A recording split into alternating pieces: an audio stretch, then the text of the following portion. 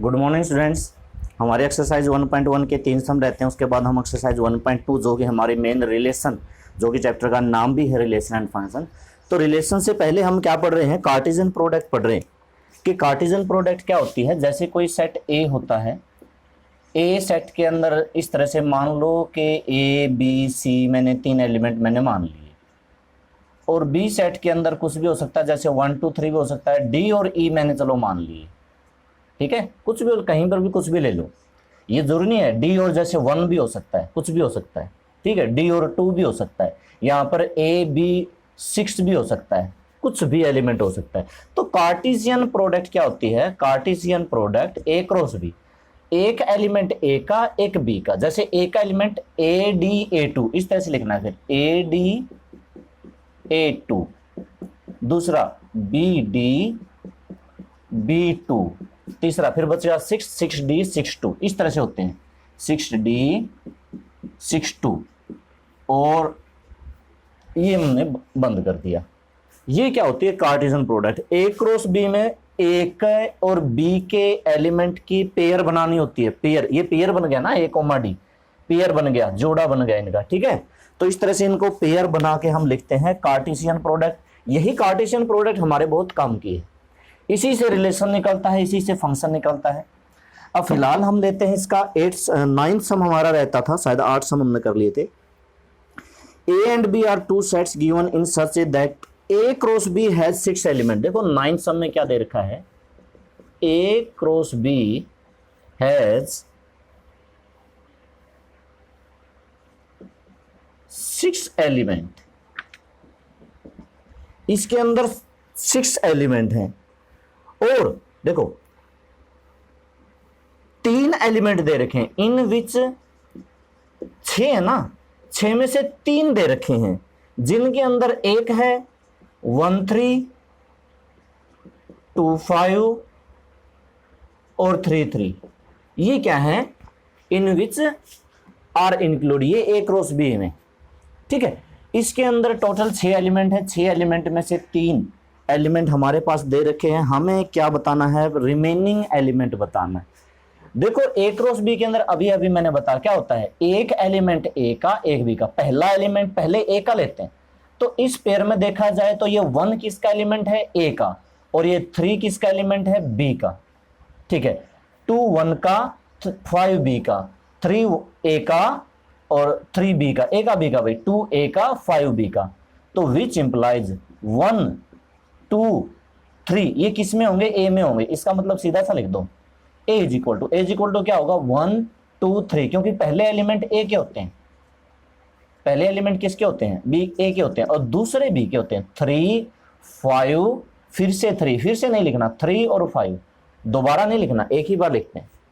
हो गया, हमें ए का पता चल गया, बी का पता चल गया, इसी 3 से। अब बाकी के 100, अब ए क्रॉस बी अगर हमें करना हो तो कर दोगे ना। कैसे कैसे बनाते हैं, ए के पहले ए के लेते हैं, फिर बी के, जैसे 1 3 1 5 2 3 2 5 3 3 और 3 5। ये लो भाई, ये बन गया मेरा ए क्रॉस बी, जिसमें से 3 एलिमेंट ये थे, कौन से, ये 3 थे, ये है 1 3, ये है 2 5, ये 3, बाकी को छोड़ के एक 1 5 बचा, एक 2 3 बचा, एक 3 5 बचा। तो ये रिमेनिंग एलिमेंट इसने पूछ रखा था, बचे हुए बताओ कौन से हैं, रिमेनिंग एलिमेंट आर कौन से हैं, एक तो 1 5 ये उनके अंदर नहीं दे रखा था, एक 2 3 ये नहीं दे रखा था, और एक 3 5 ये नहीं दे रखा था। ये हमारा क्वेश्चन नंबर 9 है, पूरा होता है इस तरीके से। आगे देखो,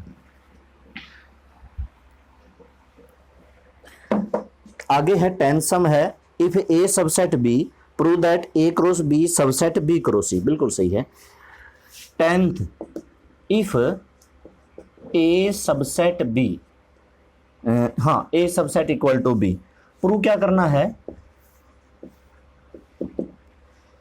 ए cross C subset equal to B cross C. ये कुछ दे रखा होगा इस तरह से, हाँ, फॉर एनी सेट सी। तो देखो, हमें जब भी हमें एक चीज दूसरे चीज की सबसेट दिखानी पड़ती है, सबसेट का मतलब क्या होता है कि ए क्रॉस सी के सारे एलिमेंट बी क्रॉस सी के अंदर हैं, ए क्रॉस सी के सारे एलिमेंट बी क्रॉस सी के अंदर हैं।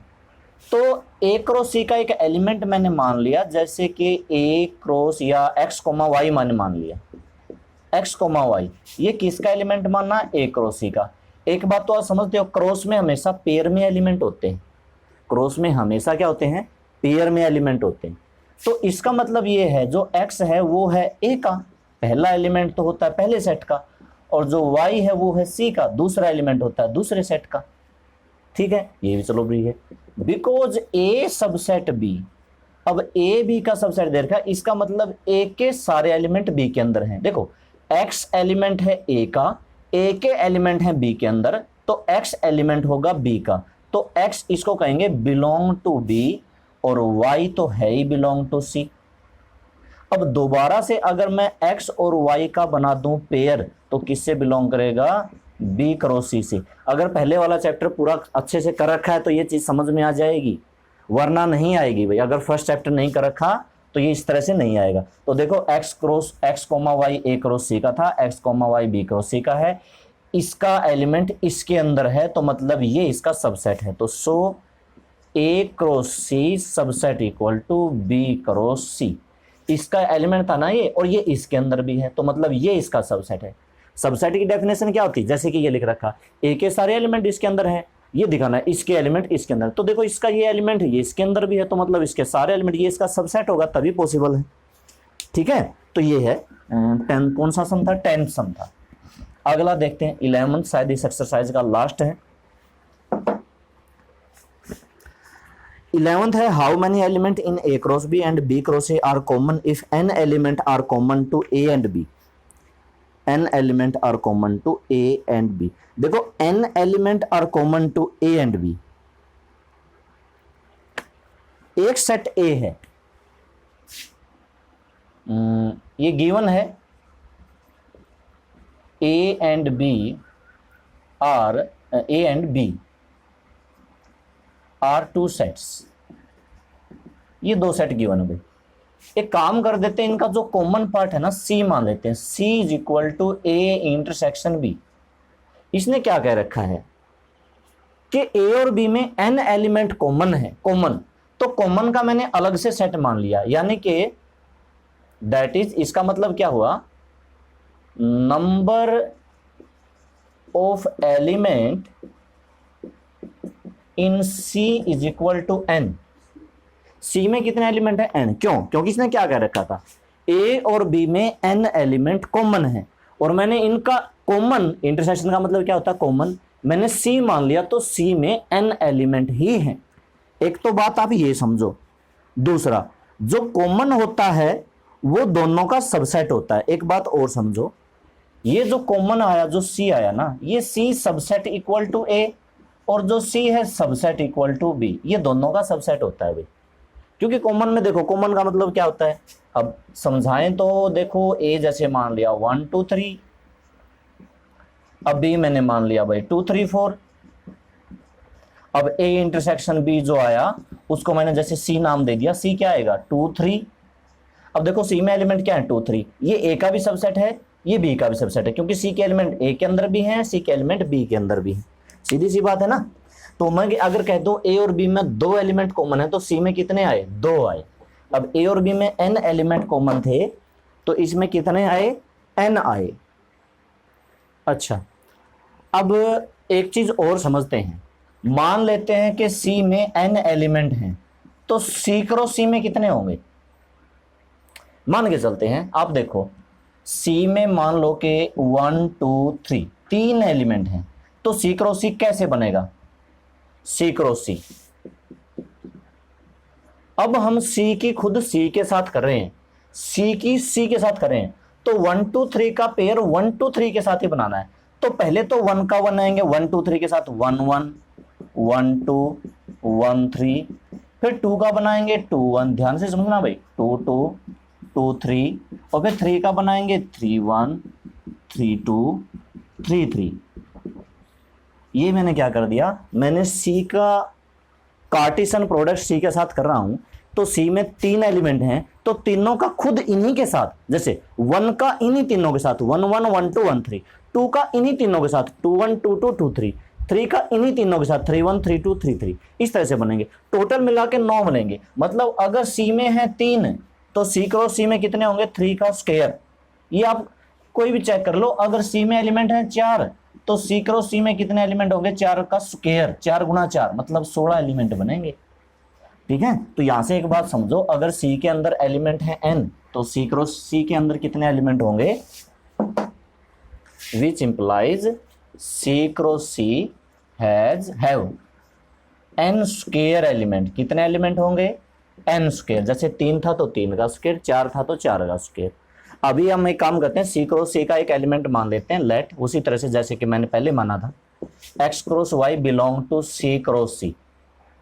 इसका मतलब क्या होता है, इसका मतलब होता है x पहला एलिमेंट पहले का, यहां पर x भी c का है, एंड और y जो y है वो भी किसका है, c का है। ठीक है, अब जो c है c a का भी सबसेट है, तो मैं लिख सकता हूं c a एंड y, और c b का भी है b। देखो मैंने अलग अलग वैल्यू रख दी, वैसे c a का भी है c b का भी है। यहां पर c मैंने a का लिखा, क्यों, क्योंकि देखो x एलिमेंट है c का, c के एलिमेंट है a के अंदर तो x एलिमेंट होगा a के अंदर, y एलिमेंट है c का, c के एलिमेंट b के अंदर है तो y एलिमेंट होगा b का।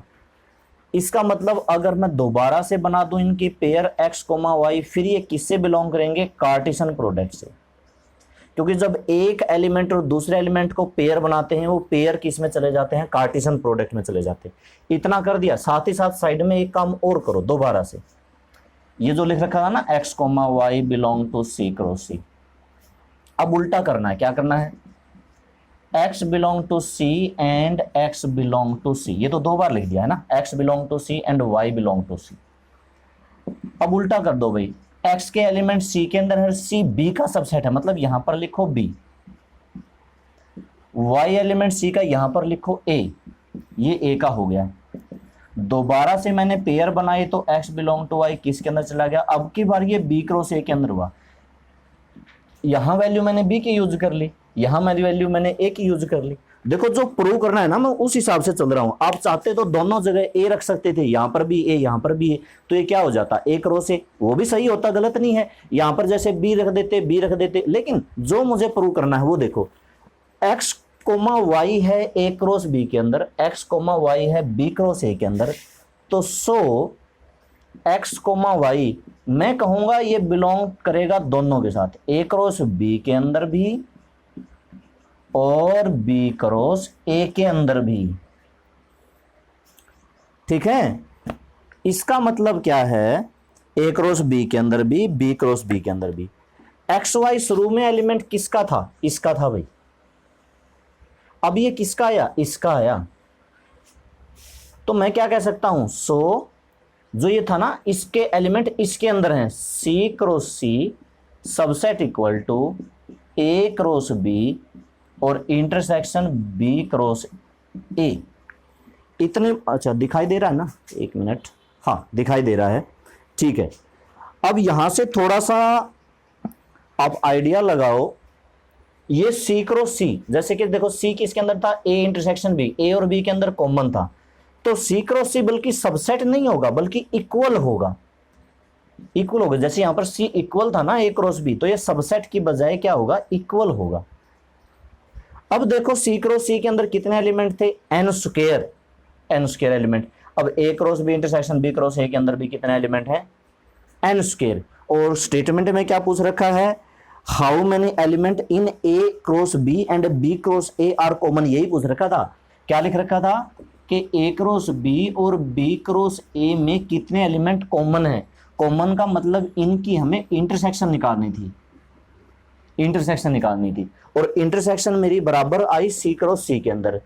अब c क्रॉस c के अंदर एलिमेंट कितने हैं, c क्रॉस c के अंदर हम पहले ही लिख चुके हैं n स्क्वायर एलिमेंट हैं, तो इसके अंदर कितने एलिमेंट हुए, n स्क्वायर हुए। तो यहां पर ये लिख दो, सो a cross b and b cross a have n square common element.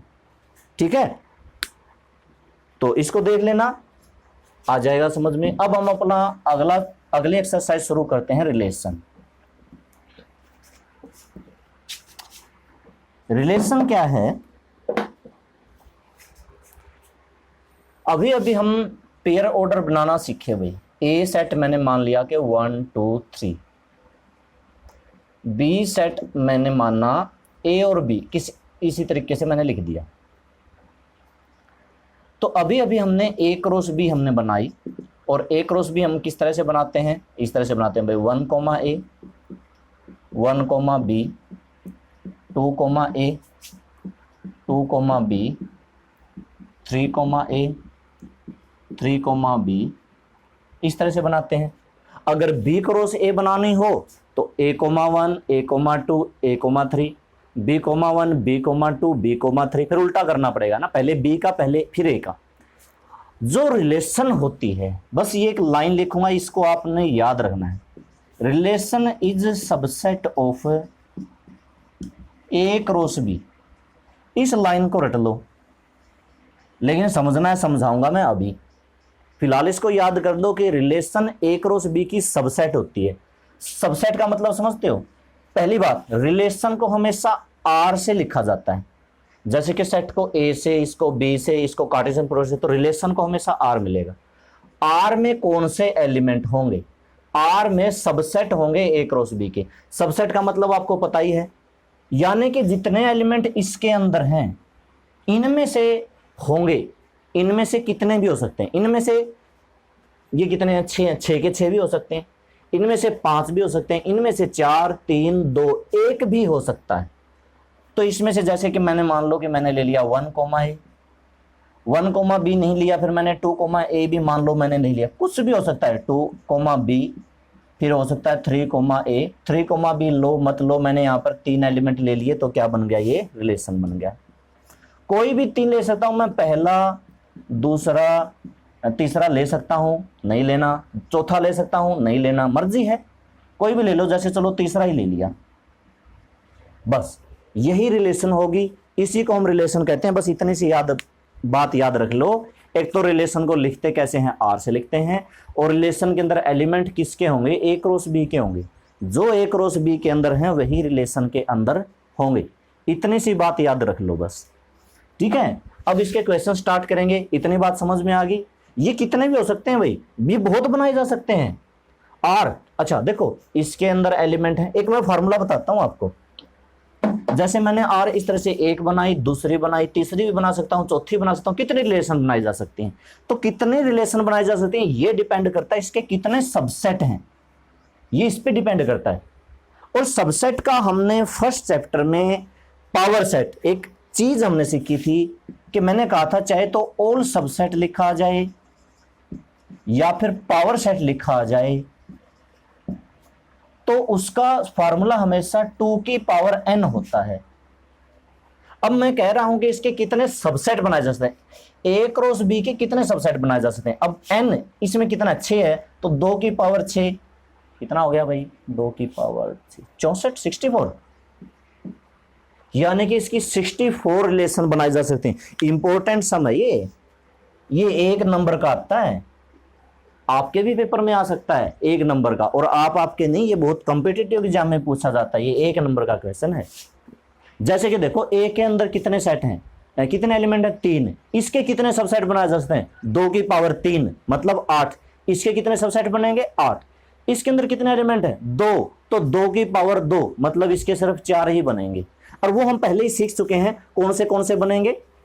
इसके देखो हम किस तरह से बनाते हैं, सबसे पहले मैं क्या कहता था, फाइव लिखना है, उसके बाद ए को ब्रैकेट लगा देंगे, उसके बाद बी को ब्रैकेट लगा देंगे, और उसके बाद ए बी को ब्रैकेट लगा देंगे, ठीक है। इसके 3 है तो 2 की 3 8 बनेंगे। सबसे पहले क्या आएगा, 5 आएगा, फिर 1 आएगा, वैसे सिखा रहा हूं अभी जरूरत नहीं है, 2 आएगा, 3 आएगा, फिर आएगा 1 2, फिर आएगा 2 3, फिर आएगा 1 3, और फिर आएगा 1 2 3, है ना। समझ तो गए, हैंड राइटिंग तो नहीं खराब कर दी। 1 2 3 4 5 6 7 8, 8 बनते हैं। तो वही है, इसके कितने सबसेट बनाए जा सकते हैं, उतने रिलेशन बनाए जा सकते हैं, जितने सबसेट उतने रिलेशन। लेकिन रिलेशन किसकी, ए क्रॉस बी की, वो रिलेशन नहीं है, ये रिलेशन है जो इसके बनाएंगे।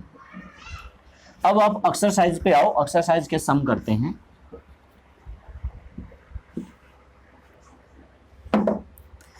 एक्सरसाइज देखते हैं, एक्सरसाइज हमारी है हाँ, फर्स्ट सम है a इज इक्वल टू 1 2 3 4 5 6। अभी डोमेन रेंज नहीं बताया भाई, वो भी बताता हूं, जब क्वेश्चन आएगा तभी बताऊंगा, अभी तो दिमाग से निकल गया, नहीं बताना तो था। एक डोमेन होता है, एक रेंज होती है। अच्छा 6 भी है, चलो 6 भी लिख लेते हैं। 5 और 6 define a relation R from A to B, R is equal to x, y और y is equal to x plus 1। Write down the, पहले ही क्वेश्चन में डोमेन और रेंज आया, फिर तो बताना पड़ेगा शुरू में ही। देखो इतनी बात आप समझ गए कि रिलेशन क्या होती है। रिलेशन इस तरह से होती है जिसमें एलिमेंट पेयर में होते हैं। Relation is the subset of A cross B. A cross B में एलिमेंट पेयर में होते हैं, तो इसमें भी एलिमेंट किस तरह से होंगे, पेयर में ही होंगे। 2 4 1 5 इस तरह से इसमें एलिमेंट पेयर में होते हैं। ठीक है, रिलेशन को भी लिखने के दो टाइप हैं। कौन सा, ये कौन सी फॉर्म है, ये है टेबुलर फॉर्म, और एक होती है सेट बिल्डर। अच्छा इसका दूसरा नाम क्या है, टेबुलर फॉर्म का दूसरा नाम क्या है, रोस्टर फॉर्म। एक होती है set builder form. Set builder form आपको सेट में याद होगा। सेट में जैसे हम ए के अंदर इस तरह से कोई एलिमेंट लिख देते हैं 1 2 3 4 5, तो ये क्या होती है, रोस्टर फॉर्म, टेबुलर फॉर्म। और इसी को अगर ऐसे लिखा जाता है x इज नेचुरल नंबर, ये क्या है, नेचुरल नंबर, तो फिर ये क्या हो जाती है, सेट बिल्डर फॉर्म। मतलब एक ही बात को दो तरीके से कहना। वैसे ही रिलेशन को भी हम दो तरीके से लिख सकते हैं, एक तो ऐसे, और सेट बिल्डर फॉर्म में यहां पर x आता है, यहां पर दो एलिमेंट आएंगे x, y, और यहां पर लिखा जाएगा जैसे इसमें लिख रखा y is equal to x plus 1। ये ऐसे भी लिख सकता है x and y are natural number, ये कुछ भी हो सकता है, इवन नंबर, ओड नंबर, या फिर इस तरह से कुछ लिख दिया y is equal to x plus 1, या लिख दिया x प्लस 7। इस तरीके से दो तरीके से हम लिख सकते हैं। वो अकॉर्डिंग टू क्वेश्चन, वो तो जब हम क्वेश्चन करेंगे समझ जाएंगे कि कहां पर x प्लस 1 लेना है, कहां पर x प्लस 7 लेना है, कहां पर जैसे ऐसे लिखना है x and y are natural number, वो तो हम क्वेश्चन करेंगे तब समझ जाएंगे। लेकिन फिलहाल समझो रिलेशन के भी दो तरीके होते हैं लिखने के, tabular form, set builder form, जैसे सेट के होते हैं। सेट में हमने किया था, हमारी फर्स्ट वीडियो में ही ये बातें क्लियर कर ली थी कि सेट को दो तरीके से लिखा जाता है। ठीक है, अच्छा अब ये सेट है, इसका एक डोमेन होता है, एक रेंज होता है, वो मैं बताता हूं आपको। ये है रिलेशन। एक तो ये आपको पूछेगा डोमेन, डोमेन में आपको कौन से एलिमेंट लिखने हैं, पहले वाले 1 2 2 1 1 2, दोबारा 2 नहीं लिखना, दोबारा 3 नहीं लिखना, ये हो गया इसका डोमेन। एक ये पूछेगा रेंज, रेंज आपको कौन से लिखने हैं, बराबरी कर लो इसको, दूसरे वाले, ये दूसरे एलिमेंट 2 3 4 5 2 3 4 5 ये होता है। ठीक है, अब देखो ये भी साफ कर देते हैं, ये भी कर देते हैं, ये भी कर देते हैं। ये है रिलेशन। सबसे पहले यहां पर इसने एक बात नहीं लिख रखी, हाँ ऊपर लिख रखी है कि define relation from A to A, बिल्कुल ठीक। यहां पर x की वैल्यू क्या लेंगे, y की वैल्यू क्या लेंगे, ये है भाई x और y की वैल्यू 1 2 3 4 5 6। ठीक है, तो y is equal to x plus 1। अगर मैं यहां पर x की वैल्यू ये सारी पुट करता जाऊं, एक बार x की 1 पुट की, 2 पुट की, 3 पुट की, 4 पुट की, 5 पुट की, 6 पुट की, तो y की वैल्यू क्या जाएगी, 1 पुट की तो 1 प्लस 1 2 आई, 2 पुट की तो 2 प्लस 1 3 आई, 3 पुट की तो 3 प्लस 1 4 आई, 4 पुट की तो 4 प्लस 1 5 आई, 5 पुट की तो 5 प्लस 1 6 आई, और 6 पुट की तो 6 प्लस 1 क्या आई, 7 आई। 7 तो सेट के अंदर नहीं है, 7 तो नहीं है, तो ये लास्ट वाला तो छोड़ दो। तो लिखना क्या है, सो R इज इक्वल टू, अब R में पेयर में होते हैं ना, पेयर बनाना 1 2 1 2 2 3 2 3 3 4 4 5 5 6 3 4 4 5 5 6। ये लो भाई, ये रिलेशन की सेट बिल्डर फॉर्म थी, और ये रिलेशन की टेबुलर फॉर्म में हमने क्या कर लिया, चेंज कर लिया। रिलेशन को दो तरीके से लिख सकते हैं ना, ये सेट बिल्डर फॉर्म थी एक्स वाई वाली, ये टेबुलर फॉर्म या रोस्टर फॉर्म कह सकते हो। अब इस टेबुलर फॉर्म से ही हम इसका डोमेन बता सकते हैं, और डोमेन कौन सा होगा, अभी अभी मैंने बताया, डोमेन के अंदर आप फर्स्ट एलिमेंट लिख देना 1 2 3 4 5, ये हुआ 1 2 3 4 5। और रेंज के अंदर क्या करना, रेंज के अंदर आप दूसरा एलिमेंट लिख देना 2 3 4 5 6, 2 3 4 5 6, ठीक है। तो ये इसके अंदर डोमेन और रेंज ये हमेशा पूछता है, पहले एलिमेंट जो हैं वो डोमेन के होंगे 1 2 3 4 5, और दूसरे एलिमेंट रेंज के होंगे 2 3 4 5 और 6। ये क्वेश्चन नंबर 1 है। देखो आराम से इसलिए करवा रहा हूं ताकि आपको एक एक चीज क्लियर होती जाए। अब आगे और सम लेते हैं। सेकंड सम है। सेकंड सम में क्या दे रखा है, ए दे रखा है 1 2 3,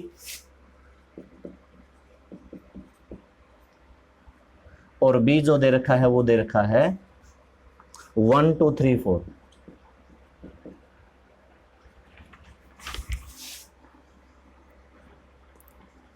R इज इक्वल टू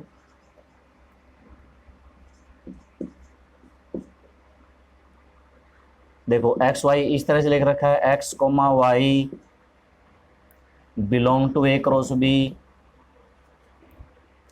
फिर y is equal to x plus 1,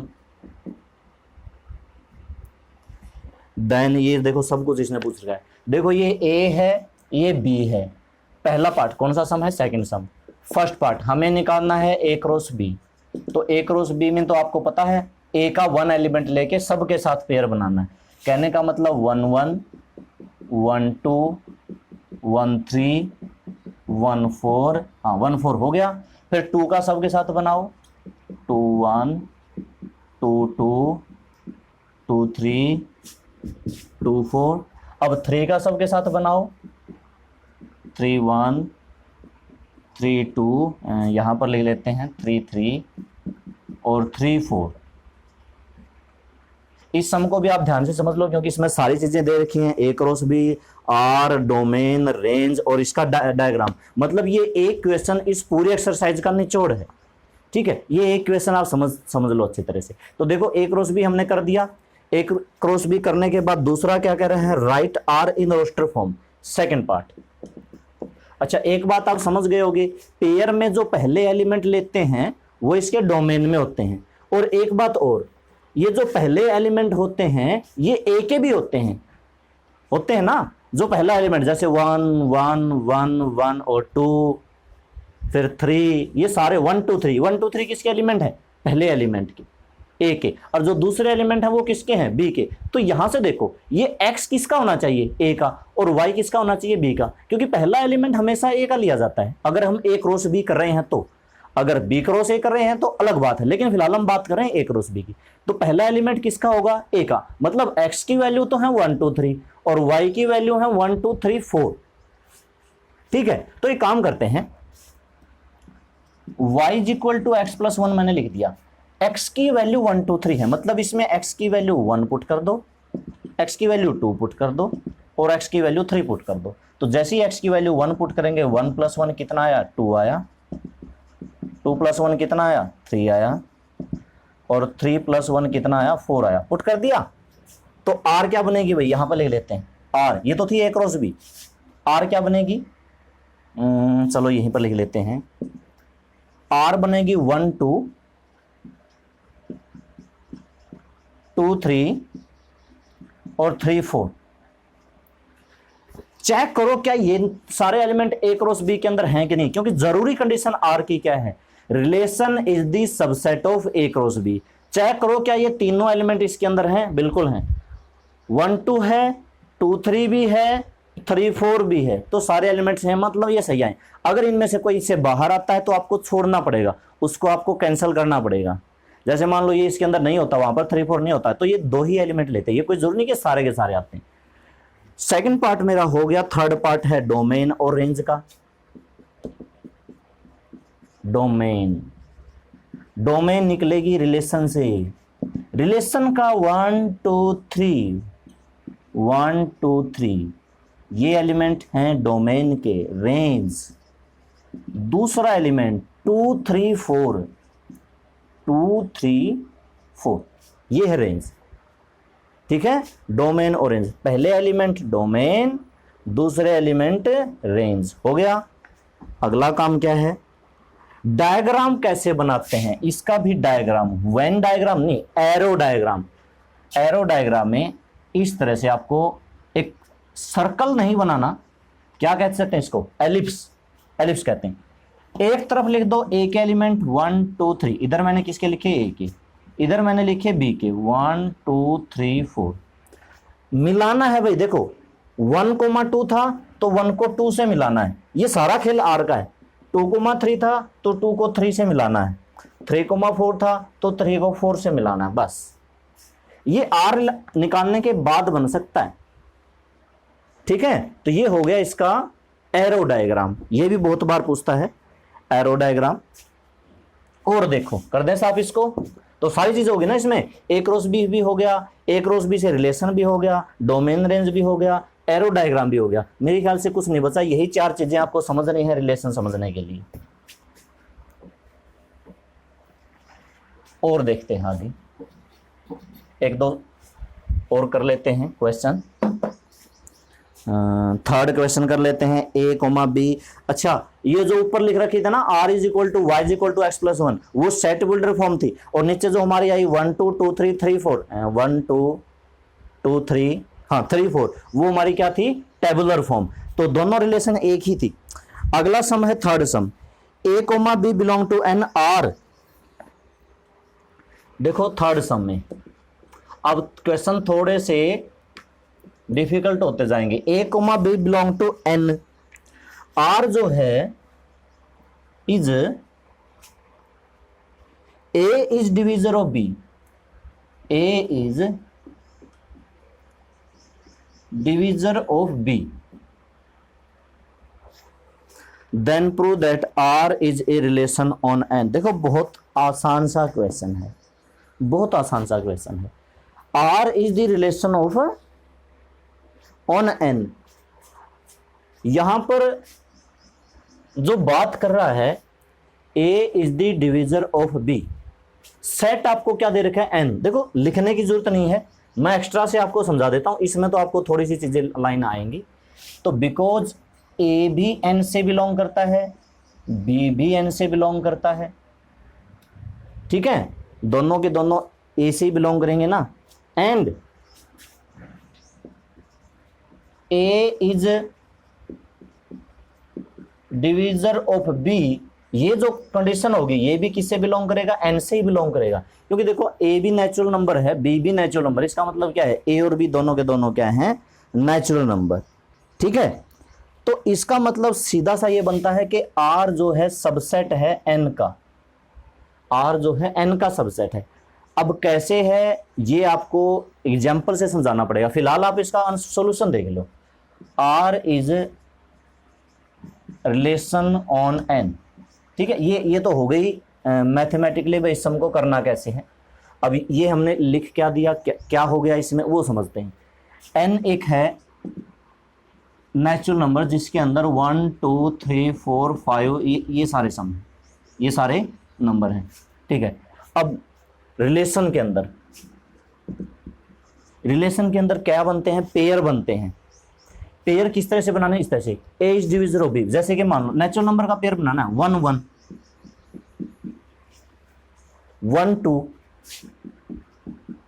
1 3, यहां पर बहुत सारे आ जाएंगे, 1 4 डॉट डॉट लगा दिया, 1 5 1 6 1 7 सारा का सारा आएगा, ठीक है। उसके बाद 2 1 नहीं आएगा, क्यों, क्योंकि 2 1 का डिविजर नहीं है। ये देखो ए की वैल्यू मान लो मैंने 2 ले ली, बी की वैल्यू अगर मैंने 1 ले ली तो सेंटेंस गलत हो जाएगा। 2 1 का डिविजर थोड़े 1 2 का डिविजर है, तो 2 1 नहीं आएगा बल्कि क्या आएगा 2 2। अब देखो क्या 2 3 आएगा, नहीं आएगा, लेकिन 2 4 आ जाएगा, 2 5 नहीं आएगा, 2 6 आ जाएगा, इस तरह से आगे चलता जाएगा। 2 8, 2 के सारे बहुत सारे बनेंगे, 2 के भी बहुत सारे बनेंगे, सारे नेचुरल नंबर लगभग आ ही जाएंगे, कोई कोई बचेगा, ठीक है।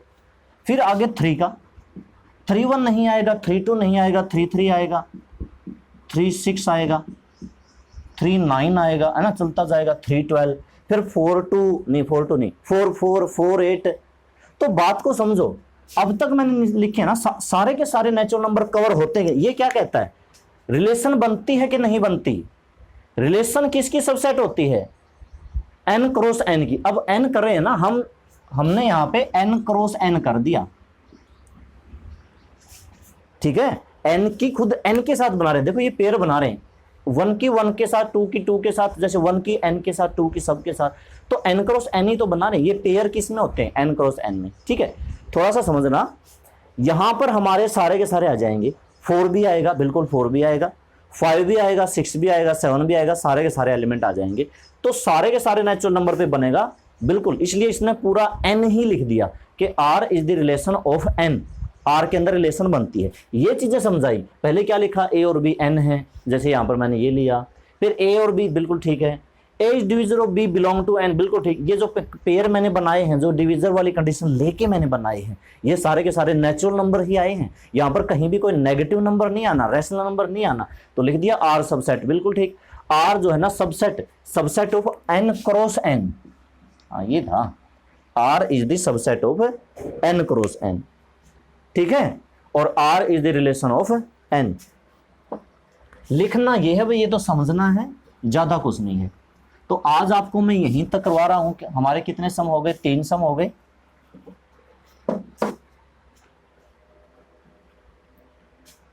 ठीक है। आज हमारे 3 सम होते हैं और हमारे 3-4 सम पिछली एक्सरसाइज के हैं। तो चलो ठीक है, आज ये 3 और 3 वैसे तो 6 ही हुए हैं, लेकिन आप रिलेशन को थोड़ा सा अच्छे से समझ लेना। बाकी की एक्सरसाइज हम कल करेंगे, तो ओके स्टूडेंट्स, कर लेना।